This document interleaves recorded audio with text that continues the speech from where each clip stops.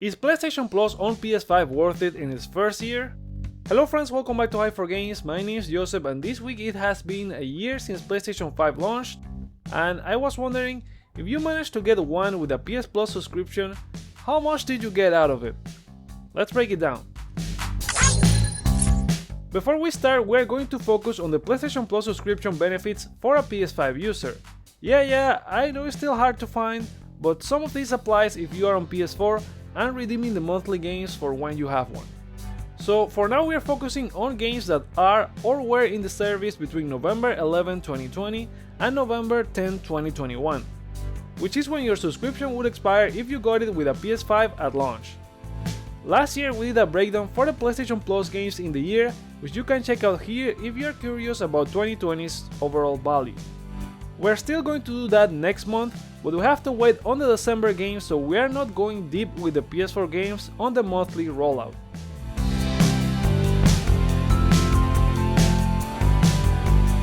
We opened the PS5 generation in November 2020 with Bugsnax, a game that went on to become really popular after a PS5 reveal stream because of its charming looks and a certain song. It was followed by Worms Rumble, the enclosed battle royale worm battling game, to end the calendar year.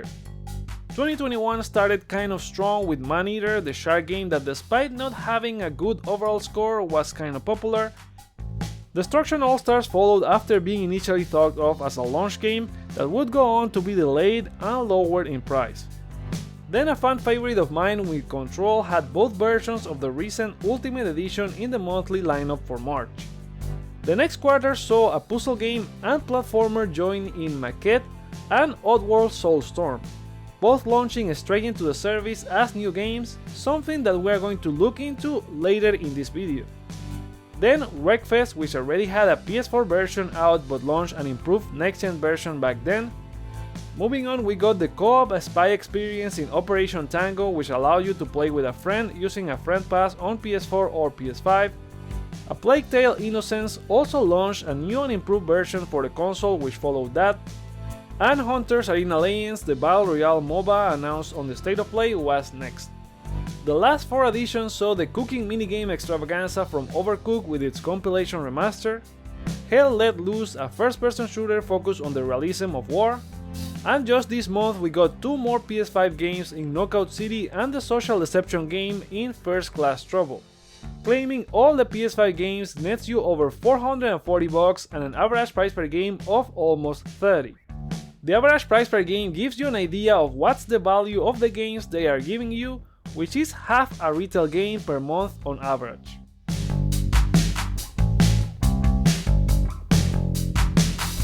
Announced on the September showcase, the last one before PS5 came out, the PlayStation Plus collection saw a list of 20 games being exclusive to download for PS5 owners.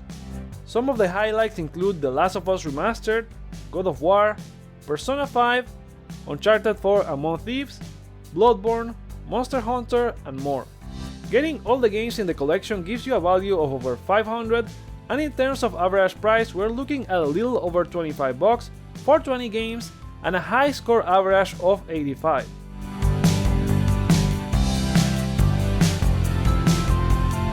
Now we have the PS4 monthly games, where you get about 2 games per month, all of them playable on PS5. We are not gonna break this down since we'll cover it in more detail in our full 2021 breakdown review next month, but just to list a few games you may have been able to get since the PS5 was out includes standouts like Middle Earth Shadow of War, Hollow Knight, Shadow of the Tomb Raider, Concrete Genie, Star Wars Squadrons, Hitman 2, and the biggest one in Final Fantasy VII Remake. If you have a PlayStation VR and the adapter, you had 4 games in Farpoint VR back in March, plus the 3 games for the PlayStation VR celebration this month in The Persistence, The Walking Dead Saints and Sinners, and Until You Fall. Assuming you have claimed all the PS4 games since the PS5 release, gives you a huge $965 overall value give or take, at an average price per game of over $37, with a Metacritic average of 74. Here we're counting Days Gone and Mortal Kombat once, since they appear on the collection and monthly lineup.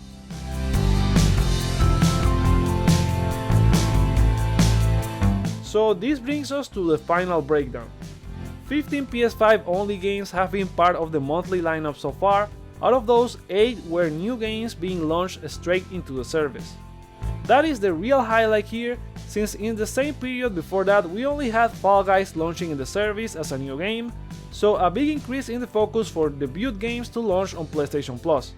As we mentioned, 20 games are part of the PlayStation Plus collection on PS5, and 26 PS4 games have been part of the monthly lineup since then. Redeeming all the games in this list gives you about $1,900 at an over 31 average price per all 61 games available in the service and a Metacritic average of 77. With an average price of over 31 and the PlayStation Plus subscription price at 60, without taking into account if you got it at a discount, it means that just with around 2 games of your liking you are recovering your investment, and everything after that is a bonus. So there you have it, our breakdown of the PlayStation Plus games as part of the benefits for a PS5 user in the first year the console has been out. But what do you think about this breakdown on PlayStation Plus overall in the past year? Share your thoughts in the comments below, like or dislike to show your feedback, check out other videos you may like while you're here, and consider subscribing for more PlayStation content. Thank you so much for watching, my name is Joseph, this is Hype for Games, and let's get hype!